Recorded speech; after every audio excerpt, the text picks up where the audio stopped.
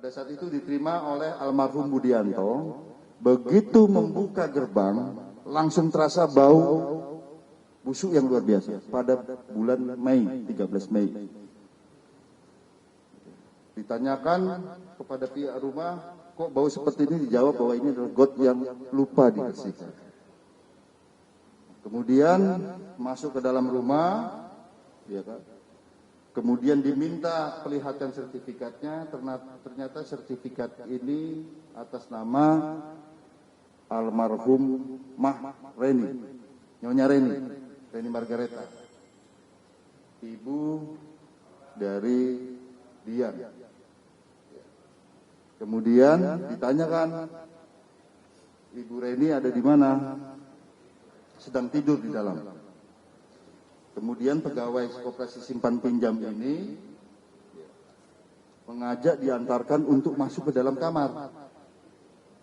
Begitu pintu kamar dibuka, pegawai ini masuk menyeruak bau yang lebih busuk lagi. Di mana ibunya? Ini lagi tidur, tapi jangan hidupkan lampu. Karena ibu saya sensitif terhadap cahaya, kata anak atas nama dia nih yang turut meninggal di TKP. Pada saat dibangunkan untuk mengecek sertifikat ini, dipegang-pegang, ini agak gembur, agak curiga. Tanpa sepengetahuan Dian, salah satu korban, pegawai koperasi simpan pinjam ini menghidupkan flash HP-nya. Begitu dilihat, langsung yang bersangkutan teriak takbir, Allahu Akbar. Ini sudah mayat. Di tanggal 13 Mei. Pada saat pegawai koperasi simpan pinjam ini menyatakan bahwa ini sudah menjadi mayat, jawaban daripada dia, ibu saya ini masih hidup. Tiap hari masih saya berikan minum susu. Kemudian sambil menyisir dan rambutnya rontok semua.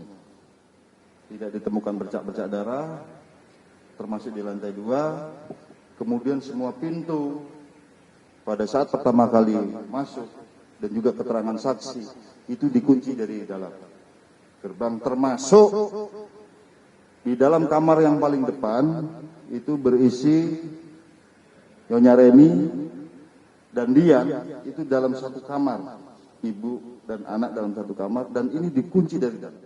Dan kami dari tim Asosiasi Psikologi Forensik atau kami singkat APSIFOR, Himpunan Psikologi Indonesia HIMSI, sampai saat ini kami masih sedang melakukan pemeriksaan psikologi forensik dengan metode yang kita lakukan, yaitu kegiatan otopsi psikologis. Kegiatan otopsi psikologis ini tujuannya adalah kami ingin mengidentifikasi profil psikologis dari anggota keluarga yang ada di TKP tersebut. Bagaimana interaksi mereka satu sama lain, termasuk juga interaksi dengan warga masyarakat sekitar atau anggota keluarga besar yang mengenal mereka. Kami juga mencoba untuk mengenali apa ciri psikologisnya, karakter khas dari masing-masing anggota keluarga tersebut, pola tingkah lakunya, karena ini menjadi data yang penting untuk kita memahami mengenai kasus ini.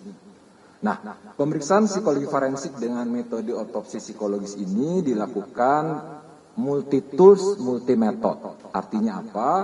Yang kami lakukan adalah berbagai data, informasi yang relevan kami kumpulkan dari berbagai narasumber. Dan juga dengan menggunakan berbagai teknik. Ya, misalnya kami melakukan wawancara dan observasi terhadap anggota keluarga yang masih hidup dari para keluarga yang ada di Kalideres tersebut. Lalu kami juga melakukan analisis TKP. Kami mencoba untuk mengkaji barang-barang yang ada di rumah tersebut, lalu kemudian misalnya buku-buku yang ada di tempat, ya, dokumen-dokumen mengenai keempat anggota keluarga tersebut untuk memahami, mendapatkan gambaran besar mengenai profil psikologis anggota keluarga tersebut. Dan sampai saat ini kami masih sedang terus melakukan pemeriksaan, pendalaman terhadap data yang sudah ada. Berbagai petunjuk dan informasi sudah diperoleh nantinya tetap terus didalami untuk pada akhirnya kita sampai kepada kesimpulan yang memadai tentang motif psikologis dalam kasus ini. Oleh karena itu kami mengharapkan dukungan dari semua pihak terhadap pemeriksaan psikologi forensik, otopsi psikologis yang saat ini sedang berlangsung.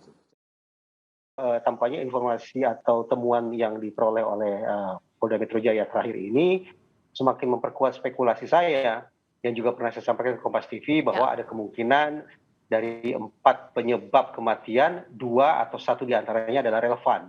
Pertama yaitu terkait dengan kemungkinan sebagian atau semua orang tersebut meninggal akibat bunuh diri, atau kombinasi, ada sebagian yang dihabisi atau dibunuh, dan sebagian lainnya menghabisi dirinya sendiri atau bunuh diri. Untuk kehati-hatian, ya, sebagai contoh ya, kemarin berdasarkan keterangan dari kedokteran forensik, kita menemukan feses. Nah, feses ini kita harus teliti di laboratorium. Nah, ini mengandung apa? Nah, ini harus kita teliti lagi. Ya, apakah arti daripada temuan otopsi itu? Nah, nanti ahli yang akan menjelaskan. Ya, mungkin bisa mengungkap ataupun justru mematahkan mungkin praduga selama ini, kita tidak tahu juga. Kita sedang teliti itu. Kemudian terkait dengan asosiasi psikologi forensik, ya ini kan tim ahlinya juga. Ya, ini bersama-sama kami untuk melaksanakan penelitian terhadap latar belakang daripada pelaku. Jadi di rumah itu sekali lagi hanya 2 HP. Tetapi ada komunikasi yang intens antara HP ini ke HP ini. Ini intens dan satu arah, tidak dibalas ya. Jadi satu arah dan isinya adalah emosi negatif. Ini secara psikologis juga akan diteliti kira-kira apa latar belakang daripada korban-korban ini, ya, ataupun jenazah yang ada di TKP.